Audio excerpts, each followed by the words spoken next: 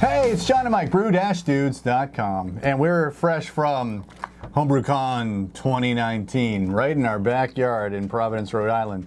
See, we live in Massachusetts, and because all the states are small and very close together, when there's a homebrew conference as close as it was this time around to where we live, there was like no doubt that we had to go to it. And so, even though it's like the first time in 28 years it was in a New England state, you know, it was a long, long time, but we got there and we just wanted to talk about our experience at that conference. And I think it comes down to three things. So here's our big three takeaways. Three takeaways from Homebrew Con 2019. Number one, I think that I didn't understand how much free stuff that all the vendors in the exhibition hall were going to be giving out. Yeah. But it's pretty great. I mean, to get hops and malts and, you know, just even just talking to the vendors about the different equipment that they're selling and getting to see it and such. Yeah, you can put your hands on the systems that you only see in catalogs and stuff like that. The vendors there to ask questions. Is that part of it? But you walked out of there with a ton of hops. Yeah, right. And so that helps with content, that's for sure. It's funny, I was looking over our list. People always like send comments like, hey, how about this? I'm like, I'll put it on the list. I was looking at the list today. The cryo hops, like people want to look like, how does cryo compare to normal pellets? I think I can do that now. Yeah, you've got some. Because I got enough of them. Yeah, that's awesome. So stay tuned for that. So I think I think the high level thing is, as Mike said, you know, he read before, if you're going to prep for Homebrew Con, bring a bigger bag than you think you need because you'll be leaving with a lot of stuff. Especially if you're flying in there or whatever, because you're going to have all this swag that you want to take home with you, and you're going to need more storage space than you think. True that. You know, since we drove there, wasn't a problem. Just put it in your trunk. But yeah, next year we're going to rent a truck. That would be amazing. But so totally worth the cost of admission. Yeah, from that perspective, I mean, if you're into materialistic things, which brings me to pillar number two, the non-material thing is just the knowledge you get. Like all the sessions that I went to, I found to be, interesting. I learned things. A lot of it was just fascinating stuff. I learned about grout, not gruit or groot, but grout. That's how the woman who was presenting the history of that particular beverage said it. So that was pretty cool. We did a beer tasting session, which was tremendous. Really great. Yeah, they're handing out beer during the seminars. We talked about breaking down the flavors and aromas and such. Yeah, it was great. And then just a lot of the panel stuff, just people asking questions. It was just great to hear people talk and think to yourself like, well, this is my opinion on it, and then have it validated by somebody else who had experience with that particular facet of home brewing. That was awesome. So the whole format of it is very professional. Yeah. There's a great schedule.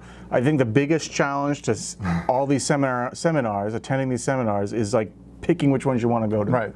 Like I went to some, and I even walked out of some because I was torn between putting half my time in this one, but I really want to go to that one too. So I would leave halfway through and go do it. And there are people coming in all the time, so that's totally cool. But the knowledge you pick up in the seminars is absolutely tremendous. And I think like everybody's into that part. Yeah, because even like us who have been, brewing for over 10 years, some people even over 20 years, I don't know, I still found the material, the subjects, things that I wanted to fill out my sort of knowledge base on, and it was helpful. I think the thing is, I was telling someone about it who was asking me about it earlier this week, was that like the material in the seminar, some of the seminars, is what you've read in a book or read in magazines, but the real magic is the fact that the presenter gives their own personal anecdotes on how they applied that knowledge, or where they think that knowledge breaks down.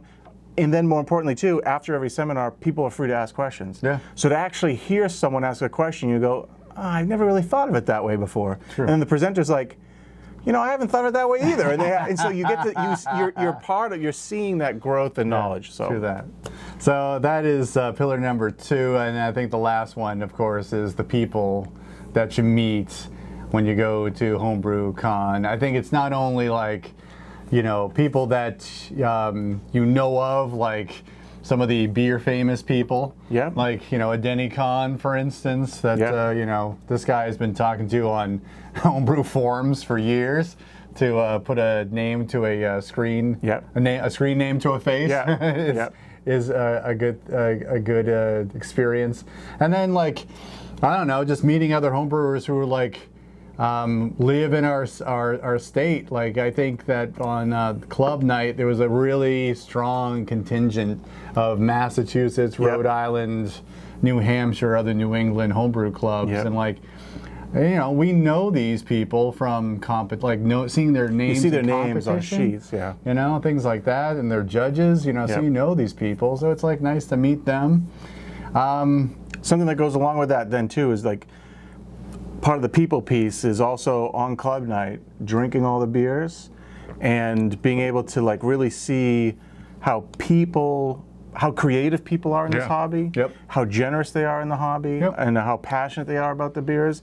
Is that, you walk up to a booth and you've got 4 people pouring and they all want you to try the one that they made that's currently pouring.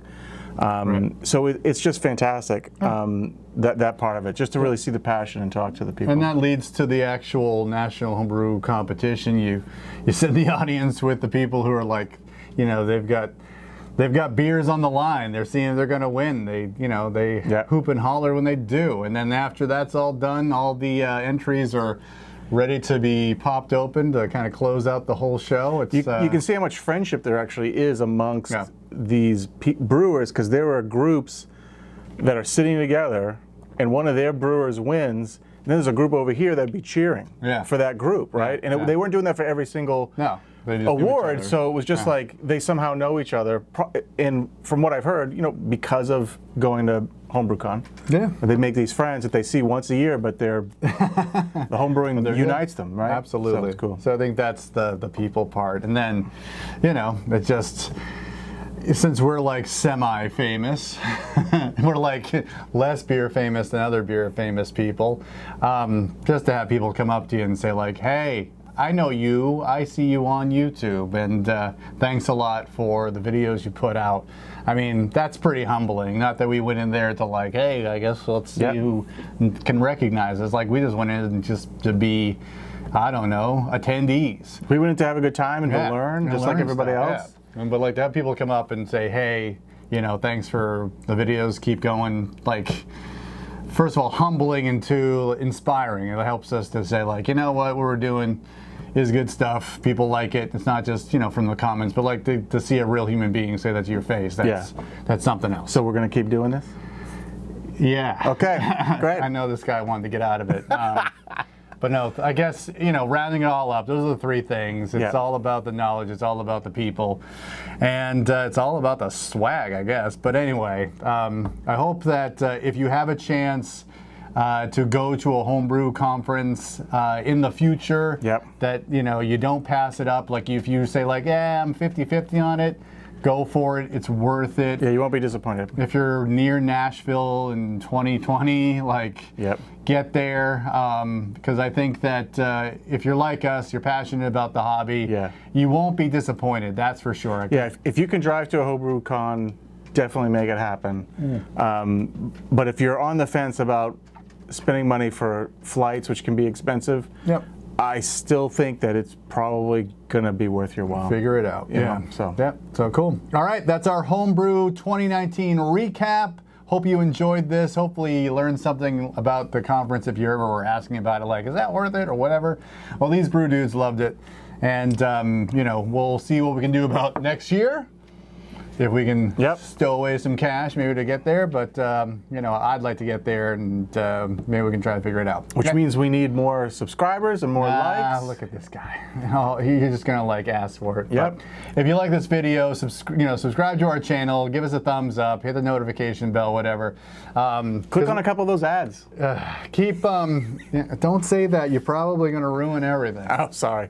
But no, I think that we try to put one out every week. We have been doing one video a week videos since 2013. So, keep watching because we're gonna keep doing this. I have so many hops to brew with now. Yep. It's like I got to do something with it. Yep. And I'd rather share it with people who watch our channel than just give it to this guy. Yep. Because he's no fun. Cool. Cool. Is that it? I just want to reiterate another big thanks to everybody who said hi to us. Thank you. Totally made it worth it. John and Mike, brew-dudes.com. Brew on. Cheers.